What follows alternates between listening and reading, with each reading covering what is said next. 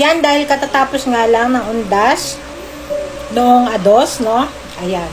Ang araw po ng undas talaga ay ados talaga.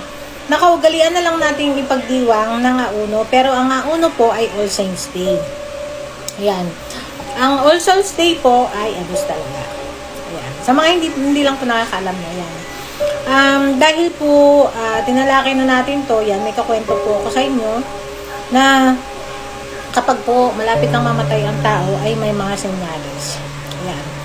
Pero kayo ba, naniniwala kayo, palagay ko, na walang ibang makakaramdam niyan na kayo ay nalalapit na hindi kayo mismo.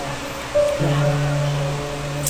Kayo ang makakaramdam mismo niyan kasi makakapagsalita na kayo ng mga parang kakaibang basta. Yun yung kung naka-encounter na kayo ng mga may tao na nabalitaan nyo na palang namatay pala, pero ang sabi niyan naman nakakarang araw kaya pala ganito, ganyan, yan. Saka nyo masasabi, no? Pero ang tatay ko, bibigyan ko kayo ng mga hint, no, bago kinuha. Pero alam ko rin naman na malapit na siya. Yan. Siguro mga 4 to 5 years ago, alam ko na malapit na siya. Hindi ko nga lang alam kung anong araw at kung anong taon. Pero wala pa siyang ganong sakit noon, wala pa. Siguro, papacheck up lang kami once a year, gano'n. Pero wala pa siyang gaanong sinusumpong palagi, hindi. Ganyan. Pero alam ko na, nararamdaman ko na. Yan, may ganong kasi ko eh. Tapos, itong, yun nga, yung malapit na siya, no? Isa sa mga ibibigay ko sa inyong, bukod sa mga pangitain, no? Ikwento ko rin yun sa inyo. Mga senyales na kapag mamamaalam na, ito hindi ko kayo tinatakot, kaya lang, ito po ay ayon sa aking mga naranasan ko na sa mga karanasan ko. Dahil malapit nga tayo sa ganyan. So, ito na. Ang unang indikasyon na malapit ng kunin ang mahal nyo sa buhay ay kung marami na siyang hinahanap ng mga tao. Lagi niyang hinahanap si ganito, si ganyan. Diba, apo niya, kaibigan, kakilala. Ayan. Palagi na siyang, laging parang may kulang. Yun yung isa. Ayan. Pangalawa, nakakapagsalita na siya ng mga kakaibang bagay na dati ay hindi niya naman sinasabi. Ayan. Kagaya nung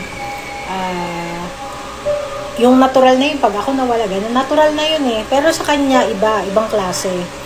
May mga, yung, sabi pagka, yung ate mo, alagaan mo, ganyan. Pag may kapatid, no, yung tatay mo, alagaan mo, kasi aalis ako, ganyan. Pag wala ako, ganyan. Yung mga ganon, mga kakaiba, parang natural lang na, ikaw mismo, hindi mo malalagyan ng, ng meaning, no? Pero may mga sinasabi na sila at meron na silang ikinikilos na kakaiba. Ayan. Pangatlo ay yung lagi na silang yung lagi nag-iisip na parang ang layo ng iniisip. Alam niyo yun. Yun, isa yun. Laging malayo ang iniisip, laging parang may hinihintay, ganyan. Na parang nakakapagsabi pa nga minsan na ang tagal naman, ganyan. Ano na bang oras na? Sa lolo ko naman yung ganon. Ang tagal naman sumikat ng araw, ang tagal naman maggabi, ganon. May ilaw ba? Kahit maliwanag, ganon.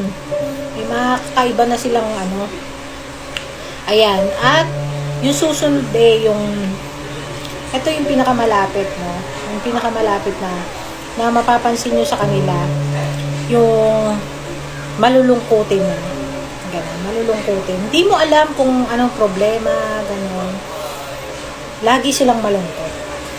Ganun. Mapupunan niyo yan. At ito na yung pinakahuli sa lahat. Ito na ang lagi nyo itatatak sa isip nyo kapag nakita nyo ng ganun. Mag-umpisa na tayo magdasal at handa na natin yung mga sarili natin. No?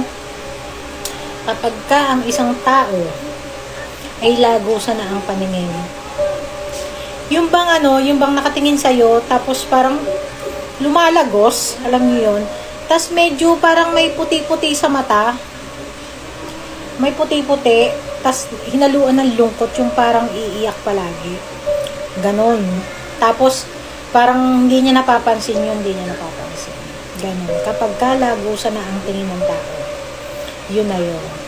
Siguro mga nagbibilang na lang ng araw. Ayan. At marami pa akong kwento na lagi nyo sanang aabangan dahil ang mga kwento ko po rito ay totoong nangyayari sa buhay ko. Ayan. Bagamat nakakalungkot at naiiwan, sabi nga ng tatay ko, laging ang kamatayan ay pinaghahandaan, hindi kinatatakutan. Kaya lang, pag dumating na kayo sa ganun at kayo yung maiiwan, ay hindi nyo masabi. Kahit gaano pa kayo nakapaghanda, pag dumating yung araw na yon, hindi nyo pa rin matatanggap. Ayan. Hindi pa rin.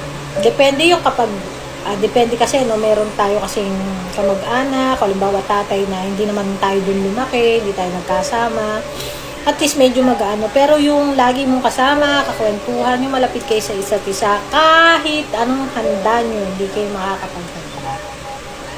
Ayan. So, ipagdasal po natin sila, no? At sana po ay, ayan, ito po yung nakwento ko lang po para hindi kayo takutin, kung hindi, hilutin kayo. Ayan. Kasi lahat tayo pagdadaanin natin yan, yung mawalan. Hindi man tayo ang mawala, tayo yung mawawalan sa pagdating ng panahon. Yun lang po, at lagi nyo po ako subaybayan dito. Paki-follow nyo po ako, paki-heart nyo po ito, at paki-share po ang ating mga video, at silipin nyo po ang ating TikTok shop, o yung tita sa TikTok shop. Makikita nyo po yan pagpunta nyo po sa aking profile. Click nyo po ang basket sa kaliwa. Ayan. At makikita nyo po doon yung mga ating spiritual items. Salamat po sa mga nag-check out. At mag-check out ka na rin para magkaroon ka ng altar. No? Kung meron po kayong question, pwede nyo akong question dito. Huwag nyo lang ako ibabash kasi pumapatol po ako para po sa mga taong walang kadala-dala. Ayan. Ayan, pumapatol po ako para hindi sa, mainis din, kumbaga, mapagpaliwanagan. Ayan, kung magko-comment lang po na hindi maganda, buburahin ko lang yan. Huwag na po kayong magsayang ng effort. Ayan, maraming salamat po sa mga sumasubaybay.